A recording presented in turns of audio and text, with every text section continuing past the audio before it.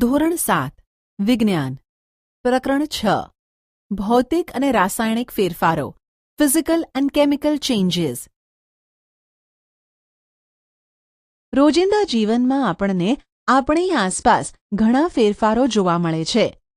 આ ફેરફારોમાં એક અથવા એક કરતાં વધુ પદાર્થોનો સમાવેશ થયેલો હોય છે. ઉદાહરણ તરીકે, તમારી મમ્મી તમને પાણીમાં ખાંડ કે સાકર ઓગાળીને ઠંડુ પીણું બનાવવાનું કહે છે. ખાંડનું દ્રાવણ બનાવવું એ ફેરફાર કહેવાય. તેવી જ રીતે દૂધમાંથી દહીં બનવાની ક્રિયા પણ ફેરફાર કહેવાય. કેટલીક વાર દૂધ ખાટું થઈ જાય છે. દૂધનું ખાટું થવું એ ફેરફાર છે. ખેંચેલું રબર બેન્ડ પણ ફેરફાર દર્શાવે છે. તમારી આસપાસ થતા 10 ફેરફારોની યાદી બનાવો જે તમે જોયા હોય. પ્રસ્તુત પ્રકરણમાં આપણે કેટલીક પ્રવૃત્તિ કરીને ફેરફારની ક્રિયાઓની પ્રકૃતિનો અભ્યાસ કરીશું. વ્યાપક રૂપે જોઈએ તો આ ફેરફાર 2 પ્રકારના હોય છે: ભૌતિક અને રાસાયણિક. ભૌતિક ફેરફાર ફિઝિકલ ચેન્જ. પ્રવૃત્તિ 6.1. કાગળના ટુકડાને 4 ચોરસ ભાગમાં કાપો. વળી તે દરેક ટુકડાને ફરીથી 4 ચોરસ ભાગમાં કાપી લો. આ બધા ટુકડાઓને ભોંય તળિયે અથવા ટેબલની સપાટી પર પાસે એવી રીતે ગોઠવો કે જેથી તે મૂળભૂત કાગળના ટુકડાના આકારમાં ગોઠવાય. એ સ્પષ્ટ છે કે ફરીથી તમે કાગળના આ ટુકડાઓને જોડીને મૂળભૂત કાગળનો ટુકડો બનાવી શકતા નથી. પરંતુ શું કાગળના ગુણધર્મમાં કોઈ ફેરફાર થયો છે? પ્રવૃત્તિ 6.2. તમારા ક્લાસરૂમના બ્લેકબોર્ડની નજીક જમીન પર વેરાયેલા ચોકનો ભૂકો ભેગો કરો અથવા ચોકના ટુકડાને ભાંગીને તેનો ભૂકો કરો. હવે તેમાં થોડું પાણી નાખીને તેની લુગદી એટલે કે પેસ્ટ બનાવો. તેને ચોકના આકારમાં વણી લો. તેને હવે સુકાઈ જવા દો. તમે આ ચોકના ભૂકામાંથી ફરી ચોક બનાવી શકો છો. પ્રવૃત્તિ 6.3. કાચ કે પ્લાસ્ટિકના ગ્લાસમાં થોડો બરફ લો. આ ગ્લાસને સૂર્યના તડકામાં મૂકીને થોડાંક બરફને પીગળવા દો. હવે તમને બરફ તથા પાણીનું હિમ મિશ્રણ ફ્રીઝિંગ મિક્સર થયેલું જણાશે. હવે આ ગ્લાસને બરફ તથા મીઠાના મિશ્રણમાં ગોઠવી દો. શું પાણી ફરી ઘન બરફમાં ફેરવાઈ જશે? પ્રવૃત્તિ 6.4. એક પાત્રમાં થોડું પાણી લઈને તેને ઉકાળો. તમને પાણીની સપાટી પરથી વરાળ ઉપર જતી દેખાય છે? હવે આ ઉકળતા પાણીની વરાળથી થોડેક ઉપર એક વાસણને હેન્ડલ વડે પકડીને થોડો સમય ઊંધું રાખો. વાસણની અંદરની સપાટીને જુઓ. શું તમને ત્યાં પાણીના ટીપાં બાજી ગયેલા જણાય છે? પ્રવૃત્તિ 6.5. સાવચેતી. અગ્નિની જ્વાળા સાથે કામ કરતા સાવધાન રહેવું.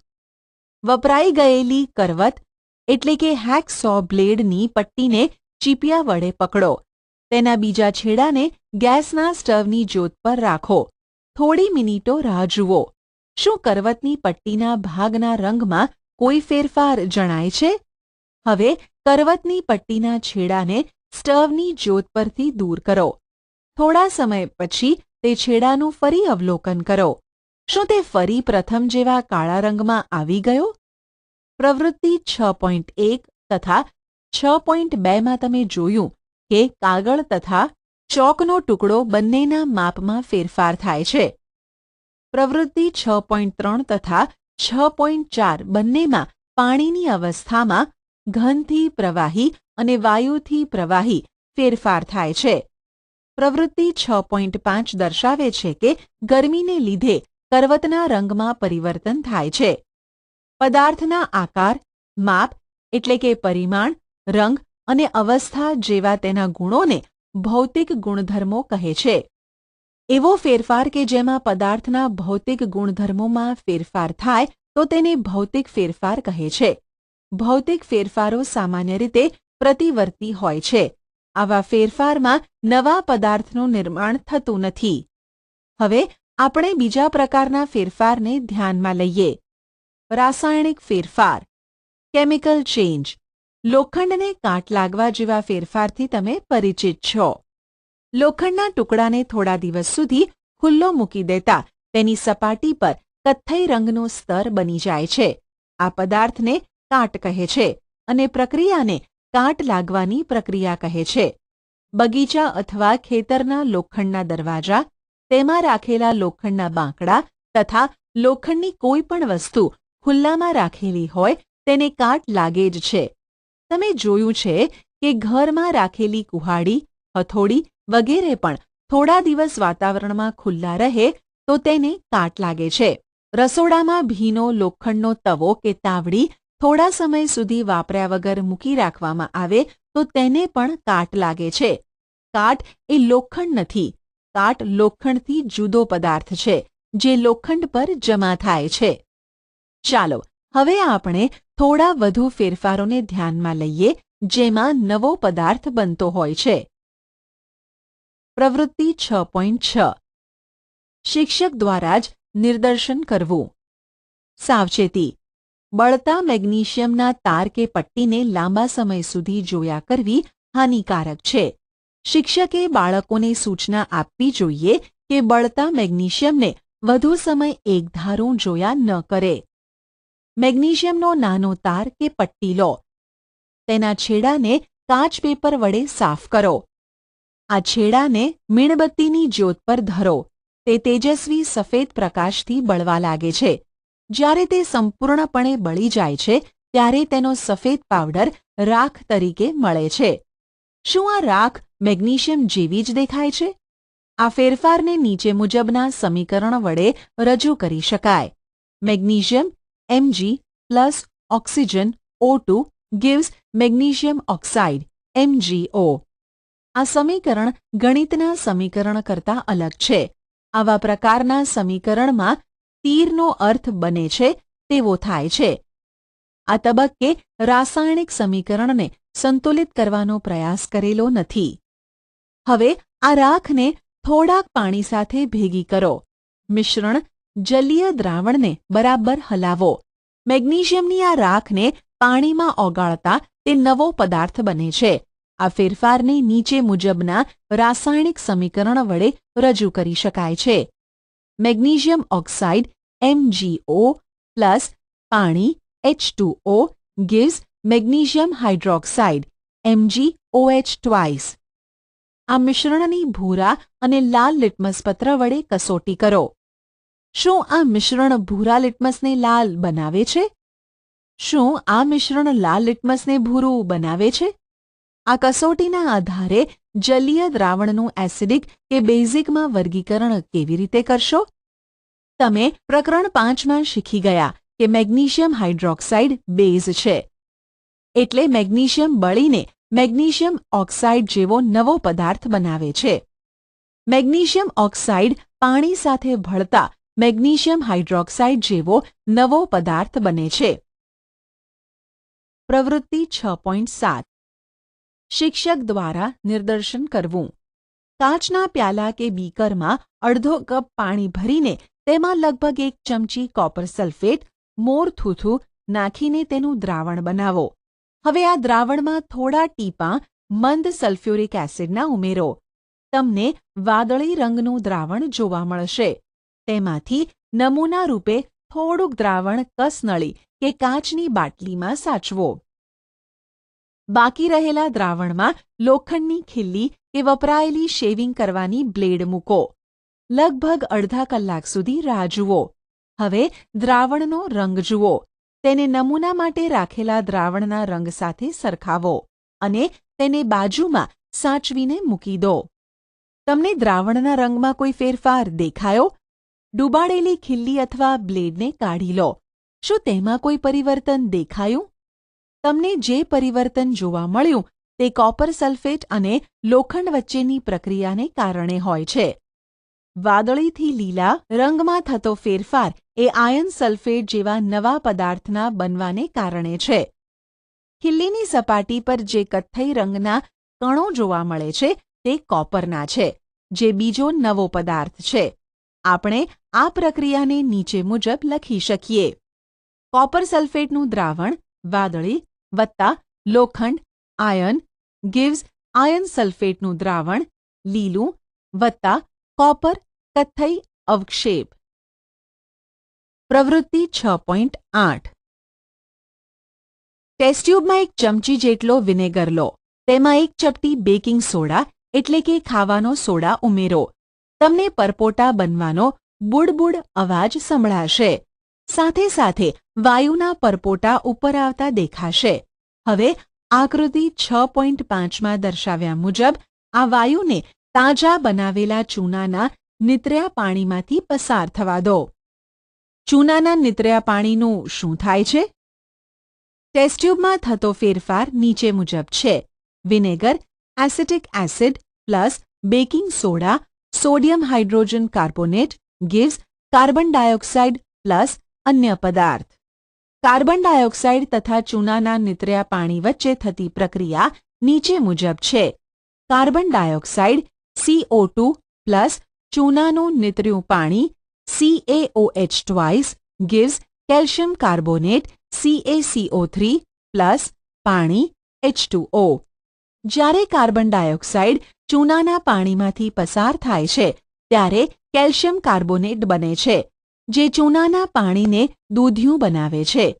ચૂનાના પાણીની દૂધિયું થવાની ક્રિયા એ કાર્બન ડાયોક્સાઇડની હાજરીની પ્રમાણભૂત કસોટી છે. તમે પ્રકરણ 10માં શીખશો કે ઉચ્છ્વાસમાં જે વાયુ આપણા શરીરની બહાર આવે છે તે કાર્બન ડાયોક્સાઇડથી ભરપૂર હોય છે.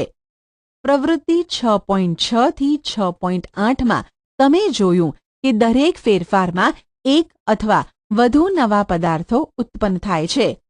પ્રવૃત્તિ 6.6માં મેગ્નેશિયમના દહનને લીધે તેની રાખ ઉત્પન્ન થઈ. પ્રવૃત્તિ 6.7માં લોખંડ સાથે કોપર સલ્ફેટની પ્રક્રિયાને લીધે આયર્ન સલ્ફેટ તથા કોપર બન્યા, જે બંને નવા પદાર્થો છે. લોખંડની બનેલી શેવિંગ બ્લેડ પર કોપરના કણો જમા થયા. પ્રવૃત્તિ 6.8માં વિનેગર અને બેકિંગ સોડા વચ્ચે થતી પ્રક્રિયામાં તેઓ ભેગા મળીને કાર્બન ડાયોક્સાઇડ બનાવે છે, જે ચૂનાના પાણીને દૂધિયું કરે છે. આ પ્રક્રિયામાં બનેલા નવા પદાર્થનું નામ તમે આપી શકશો?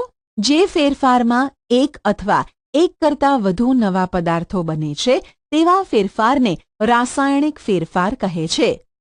રાસાયણિક ફેરફારને રાસાયણિક પ્રક્રિયા પણ કહે છે. આપણા જીવનમાં રાસાયણિક ફેરફાર ઘણા અગત્યના છે. રાસાયણિક ફેરફારના પરિણામે બધા જ નવા પદાર્થોનું નિર્માણ થાય છે. ઉદાહરણ તરીકે, જો ધાતુને તેના ખનિજમાંથી છૂટી પાડવી હોય, જેમ કે લોખંડના ખનિજમાંથી લોખંડને છૂટું પાડવું હોય, તો આપણે શ્રેણીબદ્ધ રાસાયણિક પ્રક્રિયાઓ કરવી પડે છે. રાસાયણિક પ્રક્રિયાઓની શ્રેણીના અંતે જ દવા બને છે. પ્લાસ્ટિક તથા ડિટર્જન્ટ જેવા ઉપયોગી પદાર્થોને રાસાયણિક પ્રક્રિયા વડે જ બનાવવામાં આવે છે. વાસ્તવમાં દરેક નવા પદાર્થો રાસાયણિક ફેરફારના અભ્યાસ સ્વરૂપે જ શોધાયેલા છે. આપણે જોયું કે રાસાયણિક ફેરફાર વડે એક અથવા એક કરતાં વધુ નવા પદાર્થો બને છે. નવા પદાર્થો ઉપરાંત રાસાયણિક ફેરફાર સાથે નીચે મુજબ વધારાની ઘટનાઓ પણ બની શકે છે. ઉષ્મા, પ્રકાશ કે બીજા પ્રકારનું વિકિરણ, જેમ કે અલ્ટ્રાવાયોલેટ રેડિયેશન, ઉત્સર્જન પામે કે શોષાય છે. ધ્વનિ પણ ઉત્પન્ન થાય છે. ગંધમાં પરિવર્તન આવે છે અથવા નવી ગંધ બને છે. રંગમાં ફેરફાર થઈ શકે છે. વાયુ પણ બની શકે છે. ચાલો આપણે નીચેના ઉદાહરણો જોઈએ. તમે જોયું કે મેગ્નેશિયમની પટ્ટીનું બળવું એ રાસાયણિક ફેરફાર છે. કોલસા, લાકડું કે પાંદડાનું દહન એ પણ રાસાયણિક ફેરફાર છે. વાસ્તવમાં કોઈ પણ પદાર્થનું દહન એ રાસાયણિક ફેરફાર જ છે. દહનની સાથે હંમેશા ઉષ્મા ઉત્પન્ન થાય છે. ફટાકડાનું ફૂટવું એ રાસાયણિક ફેરફાર છે. તમે જાણો છો કે આવા વિસ્ફોટમાં ઉષ્મા, પ્રકાશ, ધ્વનિ ઉપરાંત અણગમતો વાયુ ઉત્પન્ન થાય છે, જે વાતાવરણને પ્રદૂષિત કરે છે. આથી જ તમને ફટાકડા ન ફોડવાની સલાહ આપવામાં આવે છે. જ્યારે ખોરાક બગડી જાય છે ત્યારે તેમાંથી દુર્ગંધ આવે છે. આવા ફેરફારને આપણે રાસાયણિક ફેરફાર કહી શકીએ? તમે જરૂરથી એ નોંધ કરી હશે કે સફરજનની ટુકડા સ્લાઇસને તરત જ ન ખાવામાં આવે અને થોડીવાર મૂકી રાખવામાં આવે તો તેની સપાટી કથ્થઈ રંગની થઈ જાય છે. જો તમે આમ થતું જોયું ન હોય તો તાજા સફરજનની સ્લાઇસ કાપીને તેને થોડા સમય સુધી મૂકી રાખો. આવું બટાકા તથા રીંગણાની સ્લાઇસ માટે પણ કરી જુઓ. રંગમાં થતો આ ફેરફાર નવા પદાર્થના નિર્માણને લીધે હોય છે. શું આ બધા રાસાયણિક ફેરફારો નથી? પ્રકરણ 5માં તમે એસિડ તથા બેઝનું પરસ્પર તટસ્થીકરણ શીખ્યા. શું તટસ્થીકરણની પ્રક્રિયા રાસાયણિક ફેરફાર કહેવાય? પ્રકરણ 1માં આપણે શીખ્યા કે વનસ્પતિના છોડ પ્રકાશ સંશ્લેષણની પ્રક્રિયા દ્વારા ખોરાક બનાવે છે. આપણે પ્રકાશ સંશ્લેષણને રાસાયણિક ફેરફાર કહી શકીએ? પહેલી કહે છે કે પાચન પણ એક રાસાયણિક ફેરફાર છે. સુરક્ષાત્મક કવચ આવરણ. આપણા વાતાવરણના ઉપલા સ્તરમાં ઓઝોનનું સ્તર આવેલું છે. તે વિશે તમે જરૂર જાણ્યું હશે. તે સૂર્યમાંથી આવતા હાનિકારક પારજાંબલી અલ્ટ્રાવાયોલેટ વિકિરણથી આપણને સુરક્ષા પૂરી પાડે છે. ઓઝોન આ વિકિરણનું શોષણ કરીને ઓક્સિજનના અણુઓમાં રૂપાંતર પામે છે. ઓઝોન એ ઓક્સિજન કરતાં જુદો છે. શું ઓઝોનના તૂટવાની પ્રક્રિયાને આપણે રાસાયણિક ફેરફાર કહી શકીએ? જો ઓઝોનના સ્તર વડે અલ્ટ્રાવાયોલેટ વિકિરણ શોષાતું ન હોત તો તે પૃથ્વીની સપાટી સુધી પહોંચીને આપણને તથા બીજા જીવંત પદાર્થોને હાનિ પહોંચાડત. ઓઝોન આપણને આ વિકિરણથી સુરક્ષા આપવા માટે કુદરતી કવચનું કામ કરે છે. લોખંડનું કટાવું રસ્ટિંગ ઓફ આયર્ન. ચાલો આપણે કાટ લાગવાની ક્રિયા ફરી જોઈએ. આ એક એવો ફેરફાર છે કે જે લોખંડની વસ્તુઓને અસર કરે છે અને તેનો ધીમે ધીમે નાશ કરે છે. લોખંડનો ઉપયોગ પુલના નિર્માણમાં, જહાજ, કાર, ટ્રકનું માળખું અને ઘણી વસ્તુઓ બનાવવા માટે થાય છે. તેને કાટ લાગવાને કારણે ઘણી આર્થિક હાનિ થાય છે. કાટ લાગવાની પ્રક્રિયાને નીચે મુજબ રજૂ કરવામાં આવે છે. લોખંડ Fe પ્લસ ઓક્સિજન હવામાંથી O2 પ્લસ પાણી H2O gives iron oxide લોખંડનો કાટ Fe2O3. કાટ લાગવા માટે ઓક્સિજન અને પાણી કે પાણીની વરાળ બંનેની હાજરી અનિવાર્ય છે. વાસ્તવમાં જો હવામાં ભેજનું પ્રમાણ વધારે હોય તો તેનો અર્થ થાય કે વધુ ભેજમાં કાટ ઝડપથી લાગે છે. તો આપણે કાટ લાગવાની પ્રક્રિયાને કેવી રીતે રોકી શકીએ? લોખંડની વસ્તુઓને ઓક્સિજન તથા પાણી કે બંનેથી બચાવવી જોઈએ. એક સરળ ઉપાય તેના પર રંગ કે ગ્રીસનું સ્તર ચડાવવાનો છે. વાસ્તવમાં આવું સ્તર તેના પર નિયમિત રીતે લગાડતા રહેવું જોઈએ જેથી તેમાં કાટ લાગે નહીં. બીજો ઉપાય એ છે કે લોખંડ પર ક્રોમિયમ કે ઝિંક જસતનો ઢોળ ચડાવવો જોઈએ. લોખંડ પર જસતનો ઢોળ ચડાવવાની ક્રિયાને ગેલ્વેનાઇઝેશન કહે છે. ઘરમાં વપરાતી પાણીનું વહન કરતી લોખંડની પાઇપ નળીને કાટ લાગવાથી બચાવવા માટે ગેલ્વેનાઇઝ કરેલી હોય છે. અરે માટે જ મારી મિત્ર રીટા હંમેશા લોખંડને કાટ ખૂબ જ ઝડપથી લાગવાની ફરિયાદ કરે છે કારણ કે તે દરિયા કિનારા નજીક રહે છે.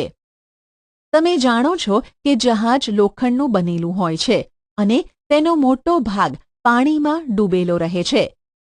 જહાજની બહારની સપાટી પણ પાણીના ટીપાંના સતત સંપર્કમાં રહે છે. વધુમાં સમુદ્રનું પાણી અનેક પ્રકારના ક્ષાર પણ ધરાવે છે. ક્ષારવાળું પાણી લોખંડની કટાઈ જવાની પ્રક્રિયાને ઝડપી બનાવે છે. આથી જહાજને રંગ કર્યા પછી પણ તેના પર લાગતો કાટ ઘણું નુકસાન કરે છે. એટલું જ નહીં, જહાજનો લોખંડનો થોડો ભાગ દર વર્ષે બદલવો આવશ્યક બની જાય છે. વિશ્વમાં કાટ લાગવાની પ્રક્રિયાથી થતા આર્થિક નુકસાનની તમે કલ્પના કરી શકો છો? સ્ફટિકીકરણ ક્રિસ્ટલાઇઝેશન. ધોરણ 6માં તમે શીખ્યા કે સમુદ્રના પાણીનું બાષ્પીભવન થતાં મીઠું મળે છે. આ રીતે મળતું મીઠું શુદ્ધ હોતું નથી અને તેના સ્ફટિકો નાના હોય છે. આ સ્ફટિકોનો આકાર નરી આંખે સ્પષ્ટ દેખાતો નથી. જો કે કોઈ પદાર્થના શુદ્ધ અને મોટા સ્ફટિકો તેના દ્રાવણમાંથી પ્રાપ્ત કરી શકાય છે. આ પ્રક્રિયાને સ્ફટિકીકરણ કહે છે, જે એક ભૌતિક ફેરફારનું ઉદાહરણ છે. પ્રવૃત્તિ 6.9. શિક્ષકની હાજરીમાં જ આ પ્રવૃત્તિ કરવી. સાવચેતી: માત્ર મંદ સલ્ફ્યુરિક એસિડ વાપરો. પાણીને ઉકાળતા કાળજી રાખો. બીકરમાં એક કપ પાણી લઈને તેમાં મંદ સલ્ફ્યુરિક એસિડના થોડા ટીપાં નાખો. પાણીને ગરમ કરો. જ્યારે તે ઉકળવાની શરૂઆત કરે ત્યારે તેમાં ધીમે ધીમે કોપર સલ્ફેટનો પાવડર નાખતા જાઓ અને સાથે સાથે સતત હલાવતા રહો. જ્યાં સુધી નવો પાવડર ઓગળી ન શકે ત્યાં સુધી તેમાં પાવડર નાખવાનું ચાલુ રાખો. દ્રાવણને ગાળી લો. તેને ઠંડુ પડવા દો. જ્યારે તે ઠંડુ પડતું હોય ત્યારે તેને સહેજ પણ હલવા દેવું નહીં. થોડા સમય પછી દ્રાવણને જુઓ. તમને કોપર સલ્ફેટના સ્ફટિકો પાત્રના તળિયે દેખાય છે? જો ના, તો હજુ વધુ સમય રાહ જુઓ. તમે ભૌતિક ફેરફાર તથા રાસાયણિક ફેરફાર વિશે શીખ્યા. હવે તમારી આસપાસ થતા ભૌતિક ફેરફારો તથા રાસાયણિક ફેરફારોને ઓળખવાનો પ્રયત્ન કરો. પારિભાષિક શબ્દો: રાસાયણિક ફેરફાર, કેમિકલ ચેન્જ; રાસાયણિક પ્રક્રિયા, કેમિકલ રિએક્શન; સ્ફટિકીકરણ, ક્રિસ્ટલાઇઝેશન; ગેલ્વેનાઇઝેશન; ભૌતિક ફેરફાર, ફિઝિકલ ચેન્જ; કાટ લાગવાની ક્રિયા, રસ્ટિંગ. તમે શું શીખ્યા? ફેરફારો બે પ્રકારના હોય છે: ભૌતિક ફેરફાર અને રાસાયણિક ફેરફાર. ભૌતિક ફેરફારમાં પદાર્થના ભૌતિક ગુણધર્મોમાં ફેરફાર થાય છે. આ પ્રકારના ફેરફારમાં નવો કોઈ પદાર્થ બનતો નથી. આવા ફેરફાર પ્રતિવર્તી હોઈ શકે છે. રાસાયણિક ફેરફારોમાં નવા પદાર્થો ઉત્પન્ન થાય છે. કેટલાક પદાર્થોને તેમના દ્રાવણોમાંથી શુદ્ધ અવસ્થામાં સ્ફટિકીકરણની મદદથી મેળવી શકાય છે.